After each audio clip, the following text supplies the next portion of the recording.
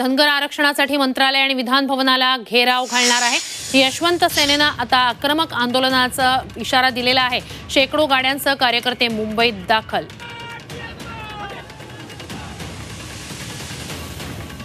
धनगर आरक्षणासाठी आता यशवंत सेना आक्रमक झालेली आहे। शेकडो गाड्यांसह आंदोलक मुंबईत दाखल झालेले आहेत।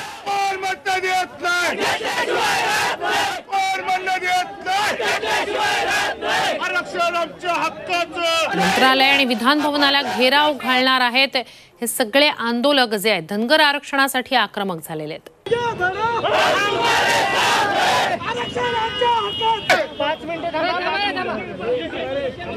समाजाला आरक्षण मिळावं, धनगर समाजाला आरक्षण मिळावं यासाठी राज्यभरातून यशवंत सेनेचे कार्यकर्ते जे आहेत ते या ठिकाणी मुंबईमध्ये दाखल झाल्याचं आपल्याला पाहायला मिळतं।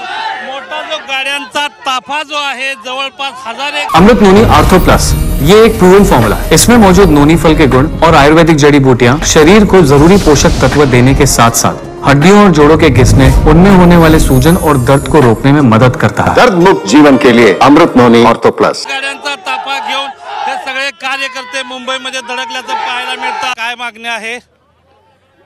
मराठा बांधवाला आरक्षण या विशेष अधिवेशन घेऊन दिलेलं आहे राज्य सरकारनं। आता अधिवेशन सुरू आहे। याच अधिवेशनामध्ये धनगर आरक्षणाचा प्रश्न मार्गी लावावा।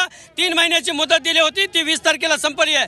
त्या आरक्षणाच्या मागणीसाठी सरकारने दिलेली वेळ संपलेली आहे, त्याची आठवण करून द्यायला याच अधिवेशनात धनगर आरक्षणाचा प्रश्न आज मार्गी लागला पाहिजे। आझाद मैदानावरती आम्हाला जाऊन उपोषण करायला बसायचं होतं, त्याची रितसर परमिशन आम्ही 8 दिवसापूर्वी घेतली होती। मग उपोषणाला जरी तुम्ही आम्हाला अडवत असाल तर हा अन्याय आता आम्ही किती दिवस सहन करायचा?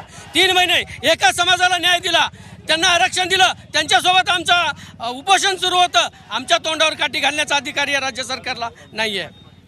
एकूणच काय तर सरकारनं मराठा समाजाला ज्या धर्तीवर आरक्षण दिलं त्याच धर्तीवर आम्हालाही आरक्षण दिलं पाहिजे अशा पद्धतीची मागणी घेऊन हे सगळे यशवंत सेनेचे जे कार्यकर्ते आहेत ते मुंबईमध्ये धडकल्याचं पाहायला मिळतं। गोविंद तुपे, झी 24 तास।